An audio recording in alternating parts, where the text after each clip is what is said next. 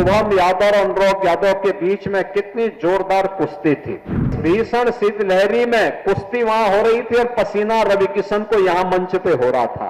सामान्य रूप से अगर ठंडी होती और हम रवि किशन से कहते कि गोरखपुर में कहीं निकलना है कार्यक्रम में, जाते क्या हो घर से बाहर नहीं निकलते। मुझे बहुत अच्छा लगा कि 5 खेलों को कबड्डी, कुश्ती, वॉलीबॉल, एथलेटिक्स और जूडो को सब जूनियर और सीनियर श्रेणियों में बालक और बालिकाओं के वर्ग में इन प्रतियोगिताओं को गोरखपुर नगर विधानसभा क्षेत्र में आयोजित किया है। इस पूरी प्रतियोगिता में प्रत्यक्ष रूप से 1000 खिलाड़ी और अप्रत्यक्ष रूप से 10,000 से अधिक खिलाड़ियों ने प्रतिभाग करके इस आयोजन को एक नई ऊंचाई देने का काम किया है। और इसलिए आज जब समापन पे इन 2 प्रतियोगिताओं को मैंने स्वयं देखा है, कुश्ती की प्रतियोगिता फाइनल में शुभम यादव और अनुराग यादव के बीच में कितनी जोरदार कुश्ती थी। यानी इस भीषण शीतलहरी में कुश्ती वहां हो रही थी और पसीना रवि किशन को यहां मंच पे हो रहा था। ऐसे ही कबड्डी प्रतियोगिता में मैं देख रहा था, रीजनल स्पोर्ट्स स्टेडियम और नीना थापा के बीच में कितनी अच्छी प्रतिस्पर्धा चल रही थी। यह खेलकूद ही है जो सम और विषम परिस्थितियों में मनोरंजन भी करता है, हमें शारीरिक, मानसिक और बौद्धिक रूप से चुस्त दुरुस्त बनाने में भी जिसकी बड़ी भूमिका होती है।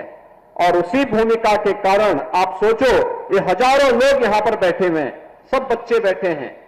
भीषण शीतलहरी को देखते हुए हमने 1 तारीख तक स्कूल बंद कर दिए, 12वीं तक के स्कूल बंद कर दिए। लेकिन मैं जब इन बच्चों का उत्साह देख रहा था यहां पे, तो ये उत्साह देखते हुए बन रहा था कि देखो खेलकूद ने सारी ठंड को दूर कर दिया है। आप बताओ, सामान्य रूप से अगर ठंडी होती और हम रवि किशन से कहते कि गोरखपुर में कहीं निकलना है कार्यक्रम में, जाते क्या हो घर से बाहर नहीं निकलते। संजय निषाद भी नहीं निकलते। और तो दोनों की जोड़ी आज मिल गई, कहीं खाने पे मिले होंगे तो वहीं से दोनों साथ साथ चले आए। लेकिन यहां आकर के उनकी ठंड भी आपकी खेल प्रतियोगिता को देख करके गायब हो गई और मुझे बहुत अच्छा लगा।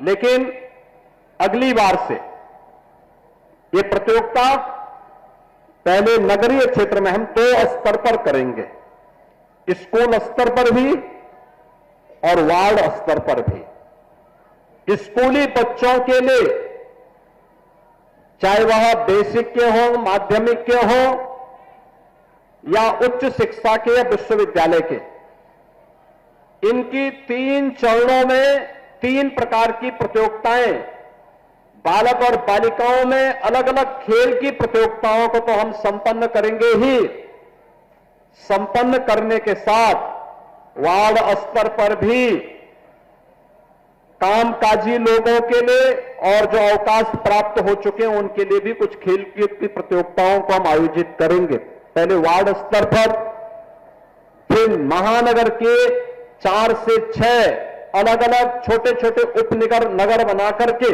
उस स्तर पर, और फिर महानगर स्तर पर इस पूरी प्रतियोगिता को हम आयोजित करेंगे। और उन सभी प्रतिभागी खिलाड़ियों को और पुरस्कार प्राप्त करने वाले खिलाड़ियों को फिर बड़े समारोह में उन्हें सम्मानित करने का काम भी